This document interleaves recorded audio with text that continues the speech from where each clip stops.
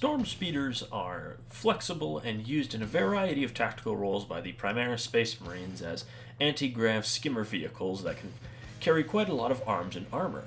Hello everybody, my name is Spoons Rattling, and today we are covering the Storm Speeder Hailstrike, the light infantry slaying version of the Storm Speeders of the Primaris Space Marines. So the Storm Speeder Hailstrike comes in at a rather cheap 115 points for a relatively standard sort of skimmer profile, if not a little bulkier.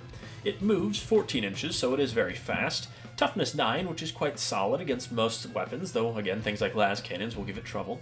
A 3+ save is standard for Space Marines, and 11 wounds is actually quite a lot for this points cost. It's about as cheap as you can get those wounds. It has Leadership 6+, which is fine, but nothing special, and OC3 for taking objectives slightly more efficiently than something like a Rhino. In terms of ranged weapons, it has an Onslaught Gatling Cannon, which is devastating wounds with 8 attacks, hit on 3s at 24-inch range with Strength 5, AP 0, and Damage 1. A very solid flurry of anti-light infantry shots, and the dev wounds helps it chip in a little bit against bigger things. The Frag Storm Grenade Launchers, which gets 2 of, are Blast, D6 attacks that hit on 3s at 18-inch range, with Strength 4, AP 0, and Damage 1. Again, fairly standard light infantry killer with Blast, which is very useful. Twin Iron Hail Heavy Stubbers, which are Rapid Fire 3, twin-linked with 3 attacks that hit on 3s at 36-inch range, with Strength 4, AP 0, and Damage 1. Again, similar to the Frag Storms, though the extra range does help. This will probably be your main way of applying the buff at long range. In terms of melee weapons, it just has its Armored Hull, which is 4 attacks that hit on 3s at Strength 4, AP 0, and Damage 1, which is really bad, but this thing wouldn't want to be in melee anyways. In terms of abilities, it has Deadly Demise, D3, and Deep Strike. Deep Strike is relatively handy, though it is rather big, so finding a small spot to drop it could be difficult. And Hailstrike is its core ability. After this model is shot, select one enemy unit hit by one or more of its attacks, excluding monsters or vehicles. Each time an Astartes unit attacks that enemy unit, add 1 to the AP of that attack. This is generally quite powerful. Some of the most tough things in the game can surprisingly be infantry, and so adding a way to reduce their survivability is very useful. And the Twin Iron Hail Heavy Stubbers, being as long range as they are, mean it should be relatively easy to apply this to whatever target you want, presumably the Oath of Moment target. In terms of buff options for itself, which I wouldn't say is very important, the Tech Marines +1 to hit is nice just to make it more consistent, though it has enough attacks, I would say that's not really a problem. And the healing can be nice, but again, I would say this isn't consistent because the Tech Marine is so slow, and this thing is going to want to be flying off to do other things while it shoots. And funnily enough, itself, I think, is a good buff option for everything else, because it is mainly a buffing piece, is what you're paying for all those points. So it works quite well with a lot of units, and is very useful for things like Predator Destructors to get them extra AP, or even things like Gatling Cannons on a Predator Reaper. In terms of detachments, Gladius gives it Advance and Shoot, which it does like, so it can move even faster than it already does, averaging about 17 inches with Advance and Shoot. In terms of Firestorm, again, Advance and Shoot, very good. Extra Strength is also pretty useful to make it more effective at killing things like orcs. And the Stormlance can give it Ride Hard and Ride Fast, which is alright, though I would say not exactly the most outstanding points for that. I would say something like a Storm Raven would be better.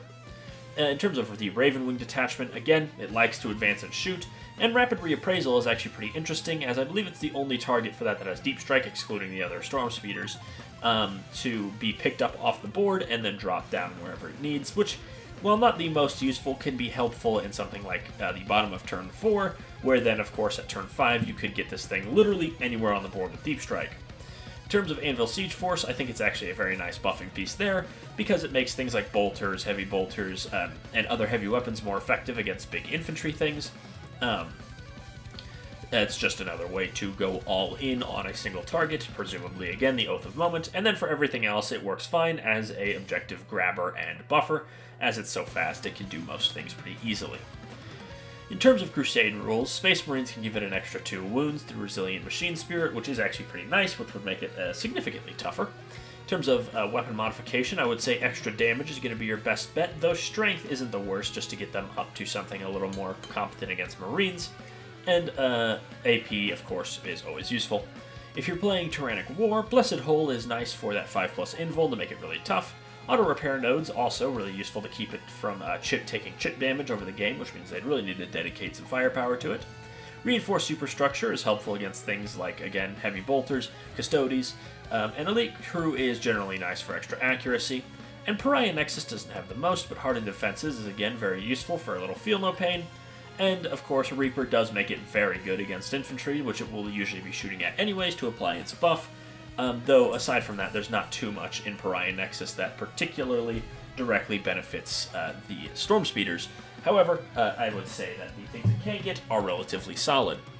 Next, we're going to move on to the competitors for this thing's role. In terms of competitors, though, the Gladiator Reaper immediately comes to mind if you are just looking for anti-infantry firepower, but it's not a direct comparison, as the Gladiator Reaper is more something that would be a sort of central unit, or even something on the flanks, but this is more of a unit you would buy for its buff and more objective grabbing. The Predator Destructor pretty much falls into the same thing. It's a bit more jack-of-all-trades, though. Though it is a little closer in the price bracket, as the Gladiator Reaper is a whole, 45 points more expensive than this, which is a significant investment.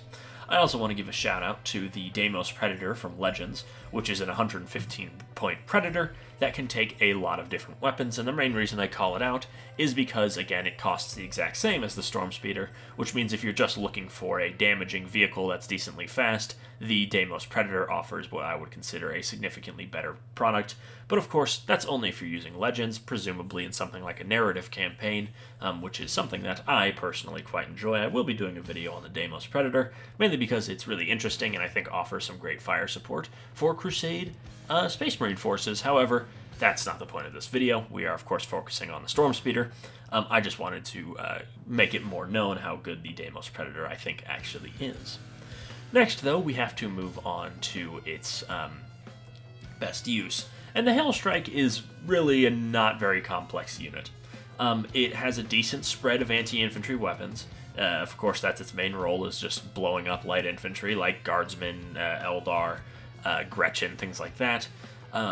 I will say its toughness is quite solid for the cost. It is, of course, very vulnerable to things like melta-guns, but anything less than that it will be quite tough towards, and will take a decent amount of firepower to kill. It does stand out in its features with its blazing speed.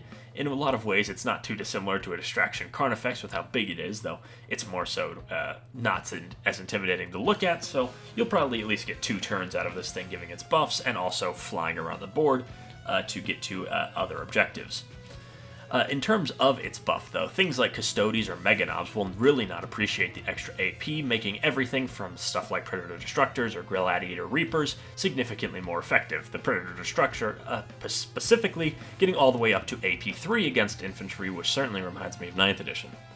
And even outside of that, it works well enough as a fast-moving vehicle just to do objectives if you're fighting something like Knights, where it likely won't be as effective, but even then, if they have Imperial agents, it would be useful to shoot at them.